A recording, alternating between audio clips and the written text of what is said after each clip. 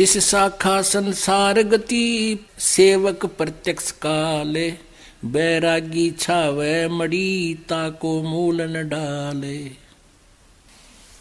अब क्या बताते हैं परमात्मा? शिष्य शाखा संसार गति और सेवक प्रत्यक्ष काल। अभी आपको बताया कि चेले ने अपना गुरु मार दिया 75,000 रुपया पे उसके।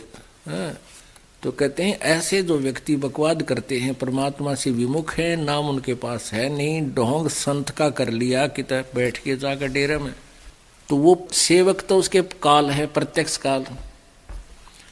और वो जो गुरु बन गया जिसके पास यथार्थ ज्ञान भक्ति और नाम नहीं है, वो संसार गति में ही है।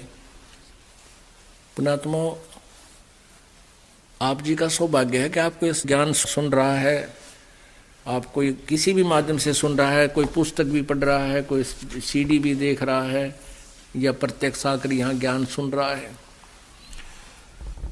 और अरबों खरबों मनुष्य सारा दिन डले ढोरे एक पेट के लिए धक्के खाते फिरते हैं, 100 झूठ बोलते हैं, निरे कोड इकट्ठा कर रहे हैं, अपने पाप कर्मों को फोड़ रहे हैं, जन्म को फोड़ रहे हैं, पाप कर्म ढो रहे हैं। और आप जी को ये ज्ञान हो गया, आपके अंदर कितनी उमंग दी भगवान ने, आप काम भी छोड़ कर आते हो। पुण्यात्माओं, कोई भी कार्य है करने से होता है। जैसे हम बच्चों को पढ़ाते हैं, 12, 13, 14 वर्ष जितना भी वो शिक्षा ग्रहण करना चाहता है, उसको हम कति फ्री छोड़ देते हैं और अन्य परिवार से अधिक उसके खाने की, ड्रेस की अधिक ख्यास रखते हैं, ध्यान देते हैं। और 12, 13, 16 और फिर ट्रेनिंग करे तो 20 वर्ष तक, 25 वर्ष तक उस बच्चे से हम कोई कार्य नहीं लेते और पैसा भी बाढ़ की तरह फूकते हैं। किस उद्देश्य से? कि बच्चा बड़ा होकर के अपने पैरों पर खड़ा हो जाएगा। 25-20 वर्ष के बाद वो लड़का या लड़की 2 रोटी के ब्योंत उसका होगा। अब हम क्या करते हैं? ज्यादा अच्छी शिक्षा, इंजीनियर, डॉक्टर या कोई IAS IPS बना देते हैं। किस उद्देश्य से? कि ये घने धन इकट्ठा करेंगे, बड़ी कोठी बनाएंगे, टी टी करते कार मचालेंगे। ये उसका दुश्मन होगा आखिर में, क्योंकि उसमें मान बढ़ाई आ जाएगी, माया की हवस बढ़ती चली जाएगी और होगा वही जो उसके भाग्य में है, पहले पूर्व निर्धारित है, वही बच्चे इन पोस्ट को प्राप्त होते हैं। ना तो सभी इसी उद्देश्य से पढ़ते और पढ़ाते हैं। तो हम परमात्मा के विधान को भूल गए, अपनी जीव संज्ञा सोच से हम नरे निकम्मे हो गए, हम अपने हिसाब से पापी हो गए, माया पुजारी हो गए, आपस में द्वेष हो गया, चतुर हो गए।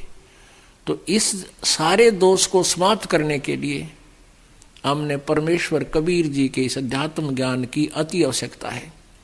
इस अध्यात्म ज्ञान के सुनने के बाद फिर परमात्मा की तरफ रुचि भी बढ़ेगी और शांति भी होगी।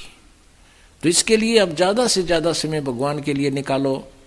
जो इस ज्ञान को समझ चुके हैं वो तो अपना सिर पे पैर रख लिया उन्होंने, तो दास देख रहा है, सत्संग में भी आते हैं, सेवा भी करते हैं, बाकी समय में भी आते हैं।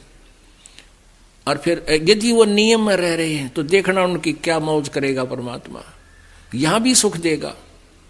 और यहां से जब जाएंगे विमान में बैठ कर जाएंगे, आए हैं सो जाएंगे ये राजा रंग फकीर, एक तो सिंहासन चढ़ कर जा, एक बंधे जात जंजीर। मरना सभी ने है, यहां से शरीर सब छोड़कर जाएंगे, लेकिन जाने जाने में बहुत अंतर होगा। एक तो परमात्मा आकर लेकर जाएगा इस दास के रूप में, कहो बैठो बैठो ये जहाज जा रहा है, और तुरंत आप जी उसमें चढ़ जाओगे, आपको पता भी नहीं लगेगा हमारी मृत्यु हुई है या हम कहीं सत्संग सुनने जा रहे हैं गुरु जी के साथ।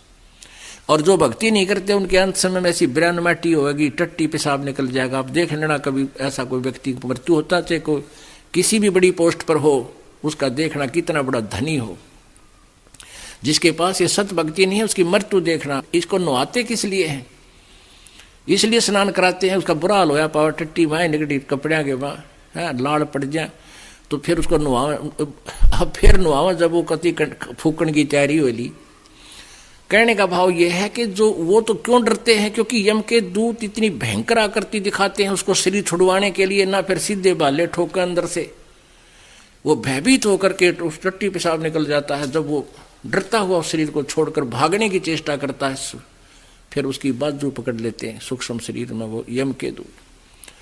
और जो परमात्मा की भक्ति करते हैं उनको परमात्मा विमान में बिठा कर लेकर जाएगा। कहते सतगुरु शरणा आके फिर धर्मराज डर कैसा, यम के दूत भी निकट नहीं आ सकते।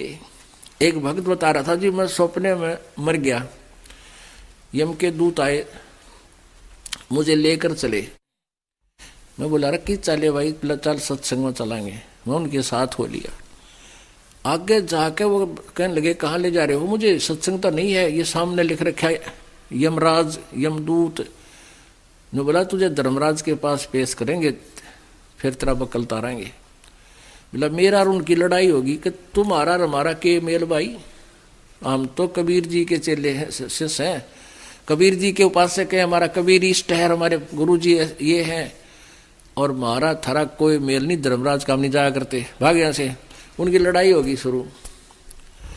एक तो लड़ेगा, एक बाज के उस धर्मराज के पास गया, कहने लगा जी एक न्यू का है, हम तो कबीर जी के पुजारी हैं और उनके शिष्य हैं ऐसे ऐसे, और हमारा तुम्हारा कोई मेल नहीं, तो गुट्टों गुट्टा हो रहा हमारे साथ।